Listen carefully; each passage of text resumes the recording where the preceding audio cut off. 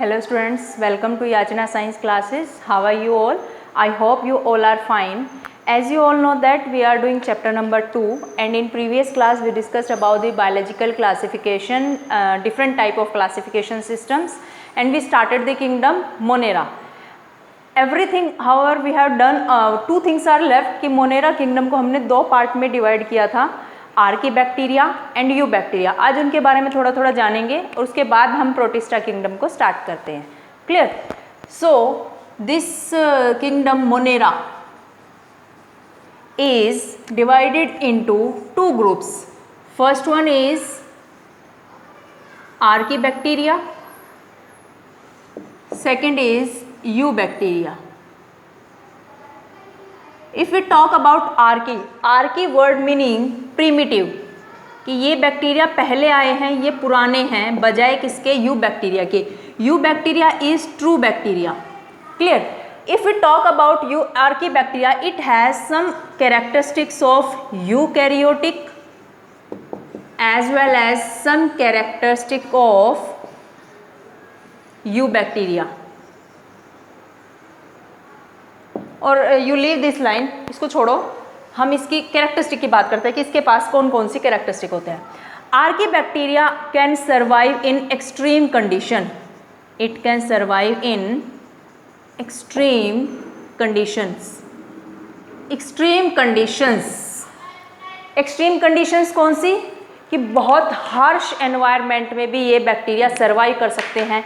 Harsh environment का meaning है कितना भी सॉल्टी एरिया हो, कितना भी हाई टेम्परेचर हो, कितना भी लो टेम्परेचर हो, दे can survive.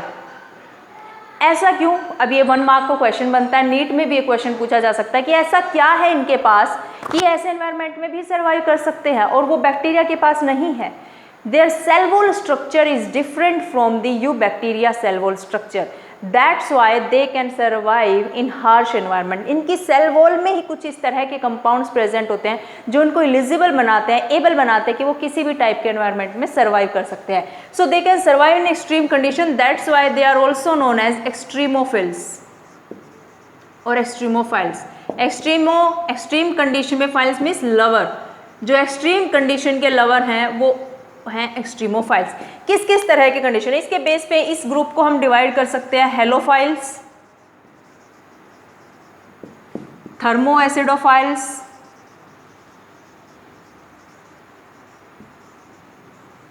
And one more is there methanogens. These 3 groups of Archaebacteria are there. See, hello means salty और saline condition के lover, salty condition में जो survive करते हैं. Thermoacidophiles means जो temperature को tolerate कर सकते हैं, high temperature के जो lover होते हैं, है ना. Next is methanogen which release methane, जो methane release करते हैं.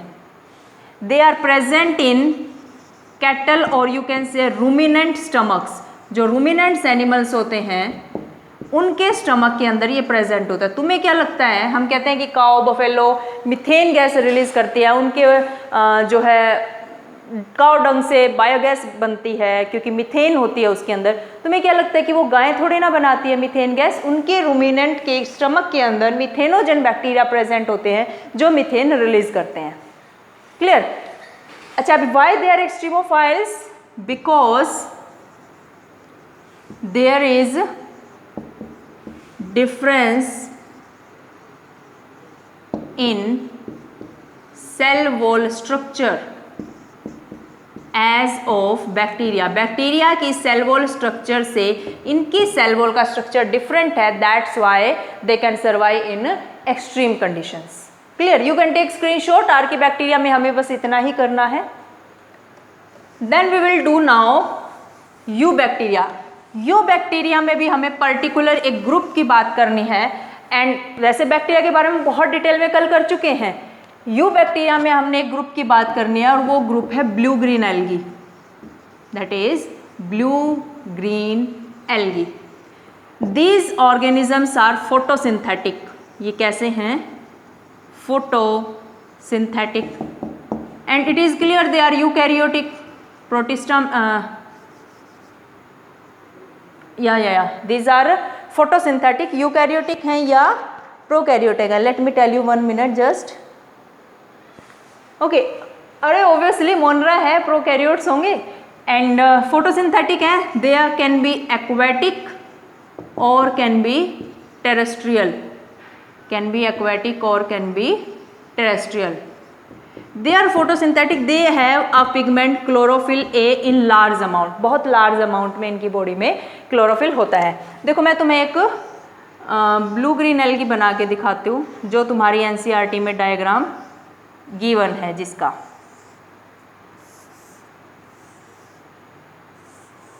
सी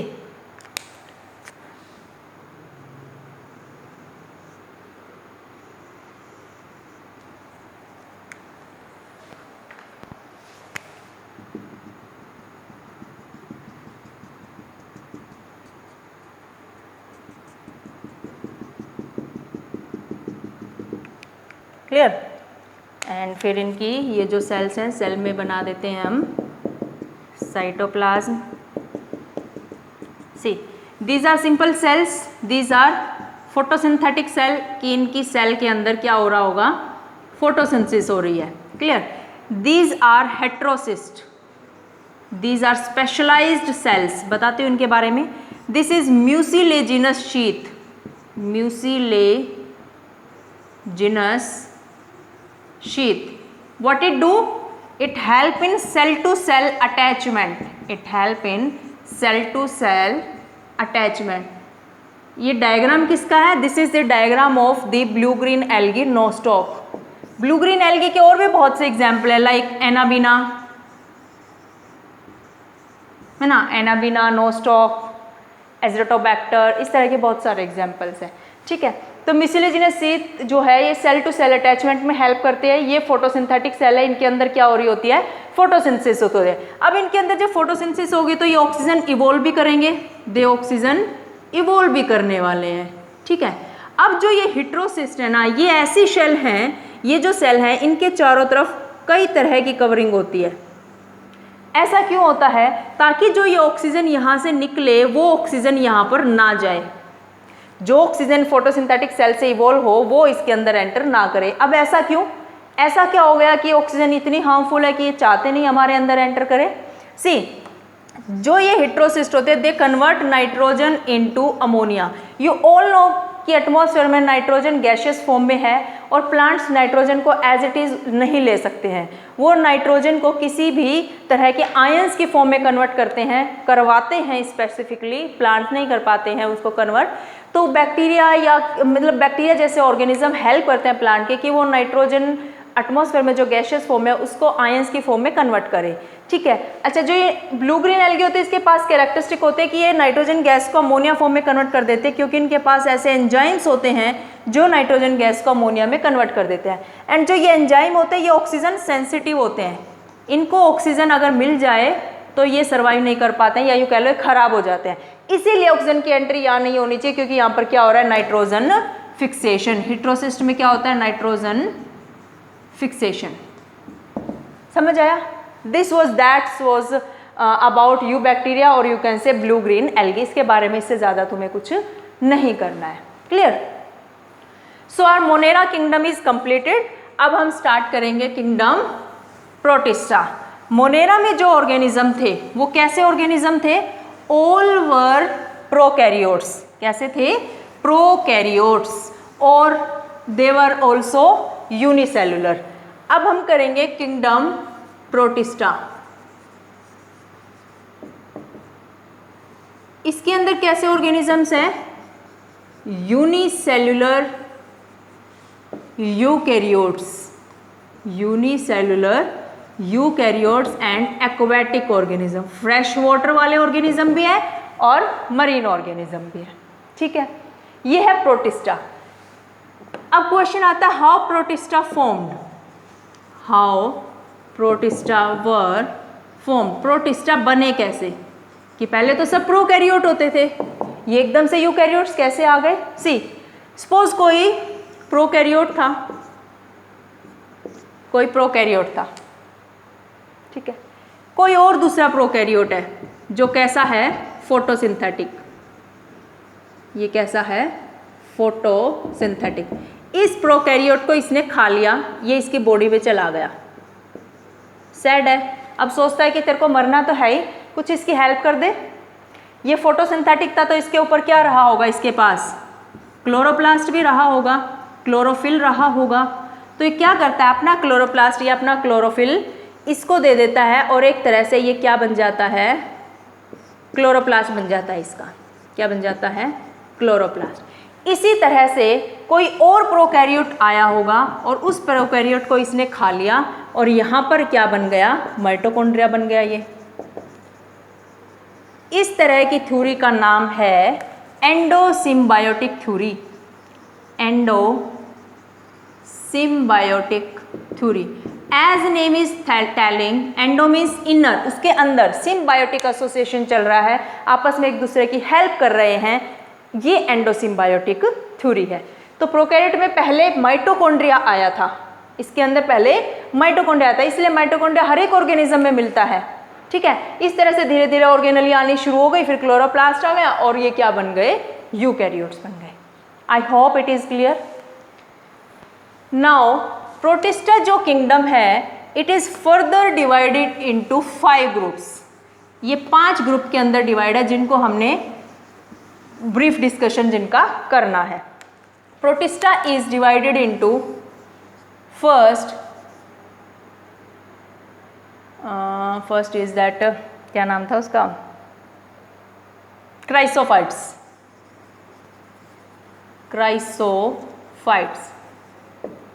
Second group is dinoflagellates.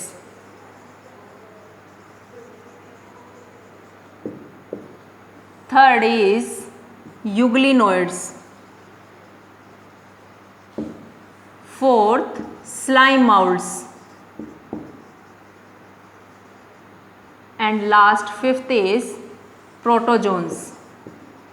These 5 groups we are to study now. देखो इसको याद करने का तरीका, यूग्लिनोइड सेंटर में है, इसके पास मिक्सोट्रोफिक न्यूट्रिशन है। मिक्सोट्रोफिक न्यूट्रिशन, मिक्सो मीन्स दोनों टाइप का न्यूट्रिशन है, फोटोसिंथेटिक भी है ये और हेट्रोट्रोफिक भी है।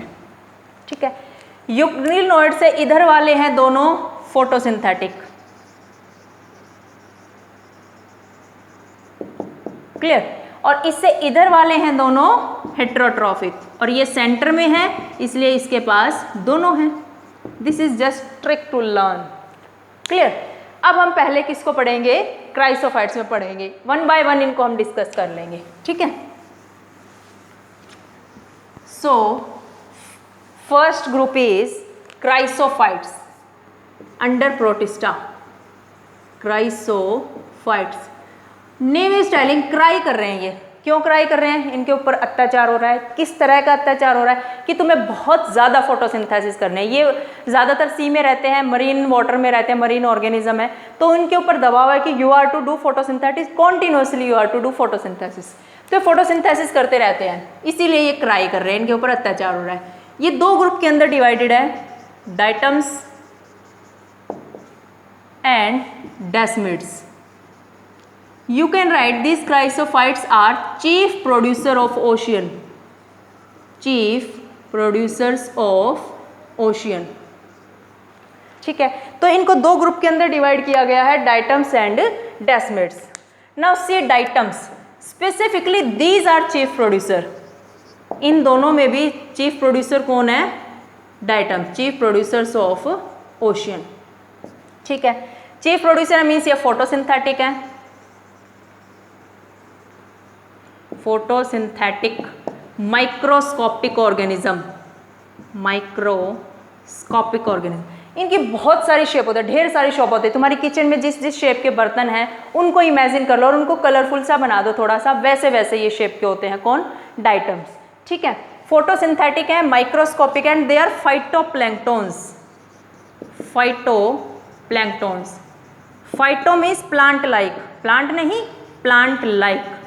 प्लैंकटन का मीनिंग होता है जो फ्लोट विद वेव, अपने आप नहीं तैरते हैं, वेव लहरों के साथ तैरते रहते हैं। ठीक है, नेक्स्ट थिंग, जो इनकी स्ट्रक्चर होती है, सेल वॉल होती है, वो सेल वॉल कुछ इस तरह से होती है, जैसे हमारा सोप बॉक्स होता है ना, साबुन रखते हैं, साबुनदानी होती है ना, तो इस तरह से इसकी सेल वॉल होती है। This cell wall is embedded with silica. इसके अंदर क्या फिल होता है? सिलिका फिल होता है। It is filled with silica, SiO2। That's why cell wall is indestructible. Indestructible, इसको क्रश नहीं किया जा सकता, तोड़ा नहीं जा सकता, बहुत ही हार्ड होती है। अगर तुम एक बड़ी सी टेबल लो और उस टेबल के एक पैर के नीचे डाइटम रख दो और उस टेबल के ऊपर हाथी को भी खड़े कर दोगे तो भी डाइटम मरने वाले नहीं हैं, इतने स्ट्रॉन्ग एनिमल होते हैं। ठीक है, if this diatoms die they settle at bottom, settle at bottom of सी।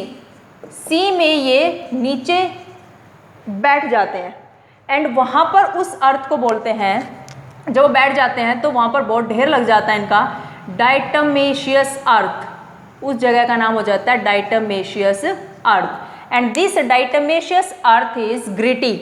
कैसे हो जाते हैं वहाँ पे? ये ग्रिटी होती है। ग्रिटी होने की वजह से it is used in filtration of oil and syrup, oil and syrups. देखो ध्यान से सुनो क्या क्या बताया मैंने। Diatoms are chief producer of ocean. सबसे ज़्यादा फोटोसिंथेसिस करते हैं, लगभग पूरे सी के लिए यही करते हैं। फोटोसिंथेटिक हैं, माइक्रोस्कोपिक हैं। फाइटोप्लैंक्टन है, प्लांट जैसे हैं, और फ्लोट विद वेव, वे लहरों के साथ तैरते चले जाते हैं, अपनी मर्जी से नहीं तैरते हैं। इनकी जो सेल वॉल होते हैं इसकी शेप होते है सोप बॉक्स की तरह। कैसी?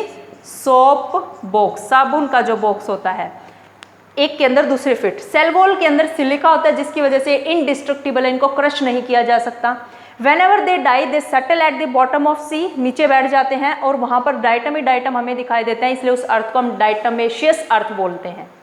और वो जो अर्थ होते हैं वहाँ पे जो मिट्टी एक तरह से जैसे मिट्टी जमा हो जाती है ना, वो ग्रिटी होती है, उसको यूज़ किया जा सकता है filtration of oil and syrup में। Next is desmid, they also known as golden algae. इनको गोल्डन एल्गी भी बोला जाता है। Why they are golden? Due to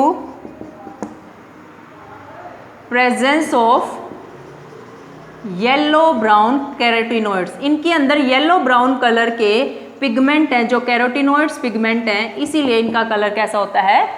golden होता है। इनके बारे में ज़्यादा कुछ एनसीईआरटी नहीं कहती है, इसलिए हमें ज़्यादा कुछ इसको पढ़ना भी नहीं है। I hope it is clear to you. Chrysophytes is completed, you can take screenshot. Done. Next group of protista is dinoflagellates. That is dinoflagellates.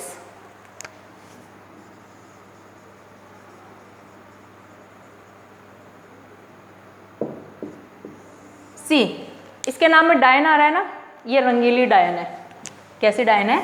रंगीली डायन है। रंगीली means it is colourful due to different pigments. अलग अलग तरह के pigments present होने की वजह से ये जो डाइनोफ्लैजिलेट्स हैं ये कलरफुल होते हैं। ठीक है, नेक्स्ट थिंग जो इनके बारे में लिखनी है, again they are photosynthetic. Photosynthetic हैं, एक्वेटिक हैं, मोस्टली मरीन, मोस्टली मरीन। ठीक है, अच्छा इनके पास एक कवच होता है। कवच किस चीज़ का? सेल्यूलोजिक प्लेट्स का। सेल्यूलोज की बनी हुई प्लेट्स का एक कवच होता है। कैसे होता है? देखो मैं बना के दिखाती हूँ तुम्हें।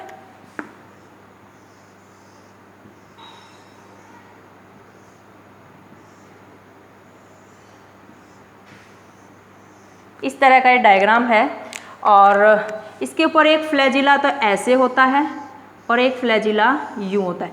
शक्तिमान देखा ना तुमने? ऐसे ऐसे करके गोल गोल शक्तिमान शक्तिमान गोल गोल करके उड़ता चला जाता है। ये ऐसे, ये जब इनको जाना होता है ना आगे, ये सीधे नहीं जाते हैं, ये शक्तिमान की तरह गोल गोल करके उड़ते हैं। और वो कैसे उड़ते हैं? Due to presence of this flagella.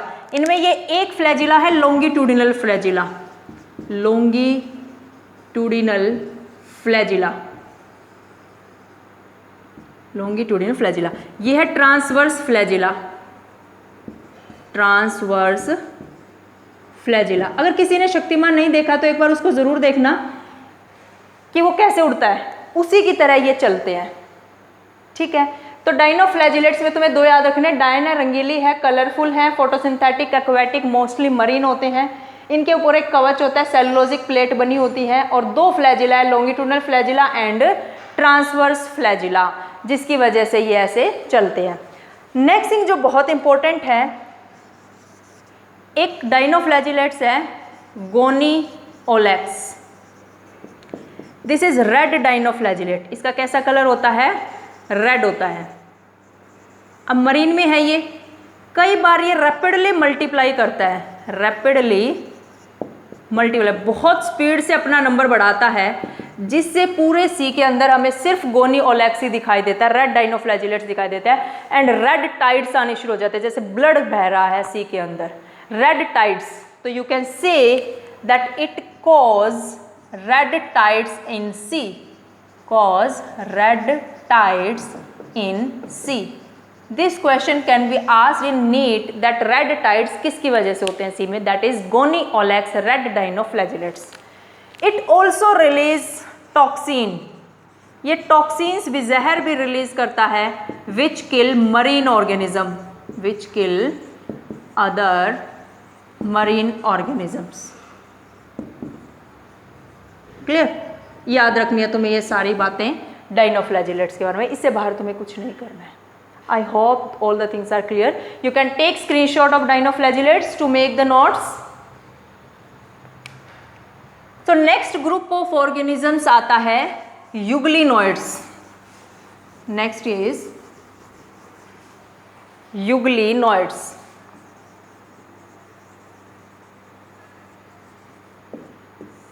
Euglenoids, it is mixotrophic in nutrition. इसका न्यूट्रिशन कैसा है? Mixotrophic means can be photosynthetic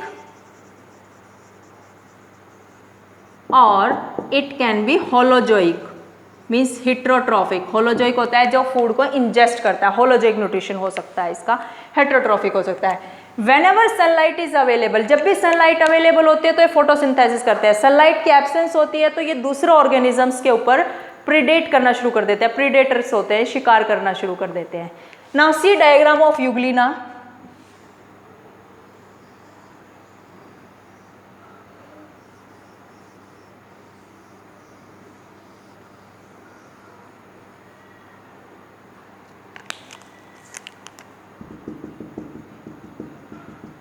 सी, ये दो फ्लैजिला हैं, unequal flagella are present, unequal flagella are present in euglenoids. ये डायग्राम मैंने किसका बनाया? यूग्लिन का। You can see diagram in your NCERT book also.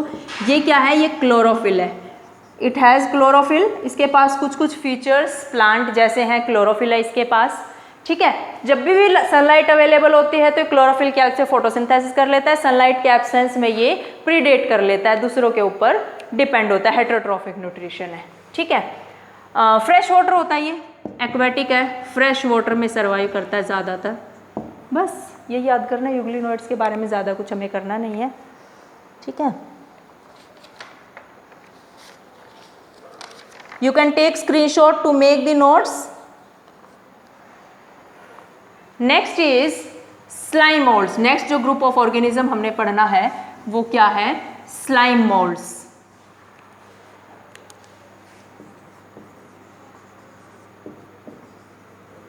Slime moulds. Slime moulds can be cellular, ये दो टाइप के हो सकते हैं, सेलुलर भी हो सकते हैं, और they can be plasmodial slime moulds, plasmodial slime moulds. Clear? Just a minute, marker में मैं एक डाल लेती हूँ।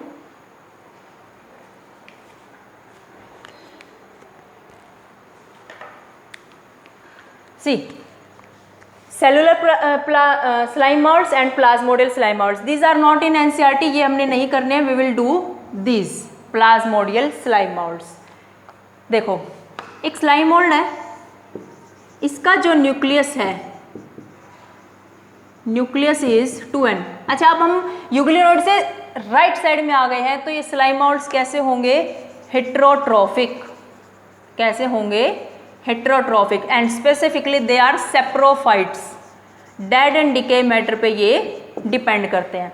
इनका न्यूक्लियस 2n होता है। इसके अंदर क्या होती है? माइटोसिस। अब माइटोसिस होने से न्यूक्लियस तो डिवाइड कर जाएगा बट सेल डिवाइड नहीं करेगी, तो इससे क्या कंडीशन अराइज हो जाएगी? 2 न्यूक्लियस बन जाएंगे। फिर से इसके अंदर माइटोसिस होगी तो क्या होगा?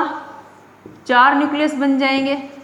यानी सेल तो डिवाइड नहीं हो रही है लेकिन न्यूक्लियस का नंबर बढ़ता जा रहा है। और आसपास कोई भी लीफ होगी या कोई भी लोग ऑफ वुड होगा, ड्राई लीफ और लोग्स ऑफ वुड, इस पे ये सर्वाइव करता है, इससे ये न्यूट्रिशन लेते हैं। ठीक है, उसके ऊपर ये ग्रो करना शुरू कर देते हैं, ग्रो करना शुरू कर देते हैं। ठीक है, जैसे यहाँ बना देती हूँ मैं, इस तरह से ये ग्रो करना, दूसरे कलर से बनाती हूँ ताकि प्रॉपरली दिखे।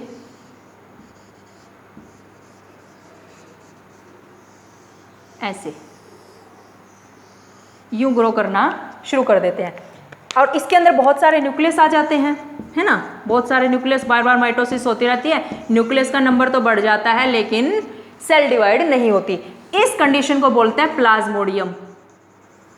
क्या नाम दिया इसको? प्लाज्मोडियम। ये वो प्लाज्मोडियम नहीं है जो मलेरिया कोज करता है, वो हम नेक्स्ट ग्रुप में पढ़ेंगे। ये प्लाज्मोडियम है। अच्छा, फिर क्या करता है? इस पे धीरे धीरे फ्रूटिंग बॉडीज आनी शुरू हो जाती हैं। क्या होती हैं? फ्रूटिंग बॉडीज आने लग जाती हैं। फ्रूटिंग बॉडीज, क्या नाम दिया इनको? Fruiting bodies. अब फ्रूटिंग बॉडीज आने के बाद दे मेक स्पोर्स। ये क्या बनाते हैं? फ्रूटिंग बॉडीज स्पोर बनाती हैं। And it spore have 2 cellulose cell walls, 2 cell walls, cellulosic cell wall, 2 cellulosic cell walls. इसीलिए ये एक लिंक बनता है प्लांट के साथ, क्योंकि इनके पास सेल वॉल कैसी है? सेलुलोज की बनाई है। तो हम इसको प्लांट से लिंक करके देखते हैं। अब ये स्पोर जर्मिनेट करता है, it germinate and make 2 amoeba like organism, amoeboid organism बनाता है। जैसे अमीबा होता है इरेगुलर, ऐसे अमीबॉइड सेल बनाता है।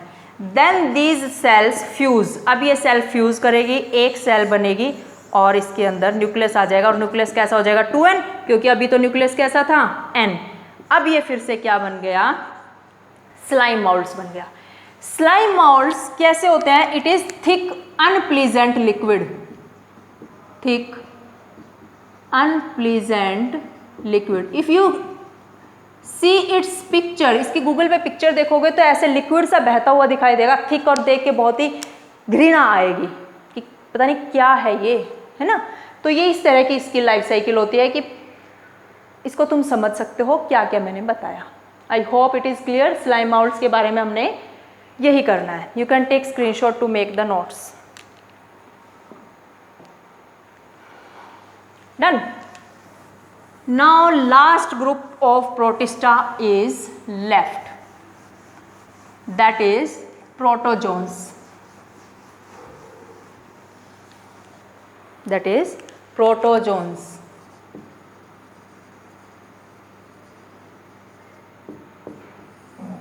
प्रोटोजोन्स को फर्दर डिवाइड किया गया है। First one is amoeboid protozoans,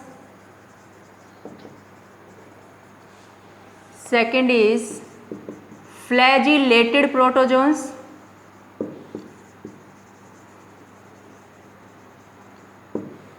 third is ciliated protozoans,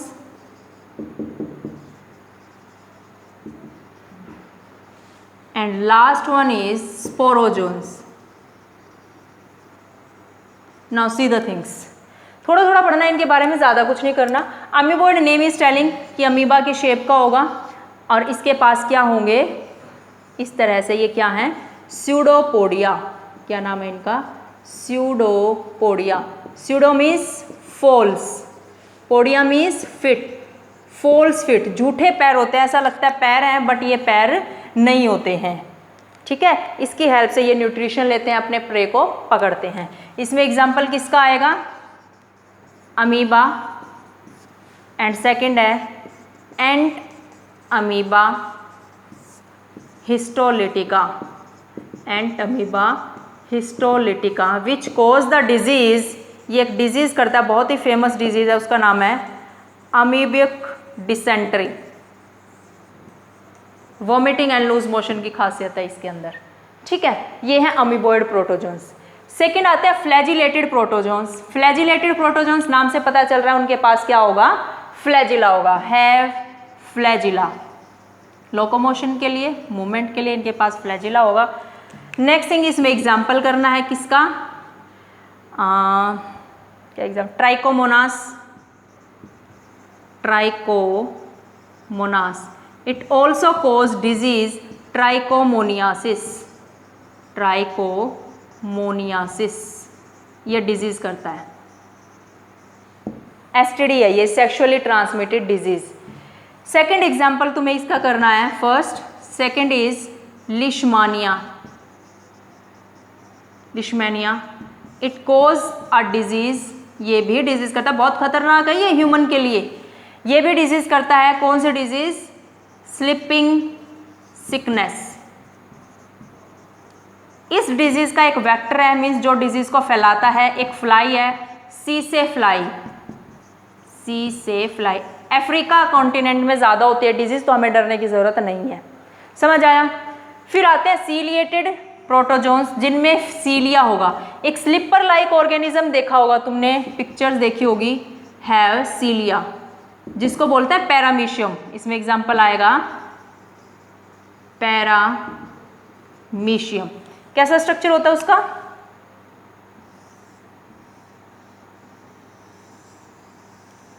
कुछ इस तरह से स्लिपर जैसा सा ये स्ट्रक्चर होता है इसका, और यहाँ पर एक इसकी कैविटी होती है जिसको गलेट बोलते हैं। क्या बोलते हैं, गलेट। यहाँ से ये फूड को इंजेस्ट करता है, खाता है, इंजेस्ट फूड। इसके पास ना दो न्यूक्लियस होते हैं, एक का नाम है मैक्रोन्यूक्लियस, बड़ा न्यूक्लियस, और एक का नाम है, इसको थोड़ा बड़ा बनाए, माइक्रोन्यूक्लियस, छोटा न्यूक्लियस। दो न्यूक्लियस होते हैं इसके पास। नेक्स्ट थिंग, इसके पास एक स्टार जैसा स्ट्रक्चर होता है, इसका नाम है contractile vacuole. This is contractile vacuole. This diagram also shown in is your NCERT. और इसमें क्या प्रेजेंट होते हैं ऐसे, दीज आर प्रेजेंट सीलिया। अच्छा, ये नीट में एक बार इस क्वेश्चन पूछा गया है कि कौन से ऑर्गेनिज्म है जिनके पास दो न्यूक्लियस मैक्रो एंड माइक्रो होता है, कौन से ऑर्गेनिज्म है, सीलिएटेड प्रोटोजोन्स। नेक्स्ट आते हैं स्पोरोजोन्स। स्पोरोजोन में कुछ खास करना नहीं है, बस इसमें पढ़ना है, they have spore like stage. इनके पास एक स्पोर जैसी स्टेज होती है जो इन्फेक्शियस होती है। इसमें एग्जाम्पल डालोगे तुम, प्लाज्मोडियम। क्या एग्जाम्पल है, प्लाज्मोडियम। इट कोज मलेरिया, ये कौन सी डिजीज करता है, मलेरिया। सबने सुना है इसके बारे में, ठीक है। तो प्रोटोजोन्स कंप्लीटेड हो गए हैं, बस इनके बारे में यही सब करना है। You can take screenshot.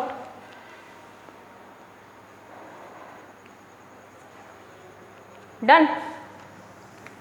अच्छा, एक चीज बच गई, आई एम सॉरी, मोनेरा के अंदर हमने एक छोटा सा ग्रुप और पढ़ना था, मोनेरा किंगडम। प्रोटिस्टा की बात नहीं कर रही हूं मैं, प्रोटिस्टा कंप्लीट हो गया है। मोनेरा में एक छोटा सा ग्रुप बच गया है, उसके बारे में मैं तुम्हें बताती हूँ, माइकोप्लाज्मा। इस पे क्वेश्चन पूछा जाता है, mycoplasma. These are also known as PPLO. PPLO क्या है, pleuro pneumonia like organisms. Pleuro pneumonia like organisms.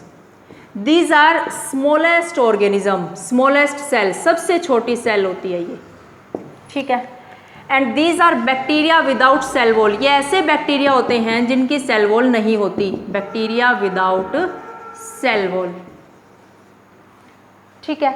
These are very harmful for human beings, harmful for human.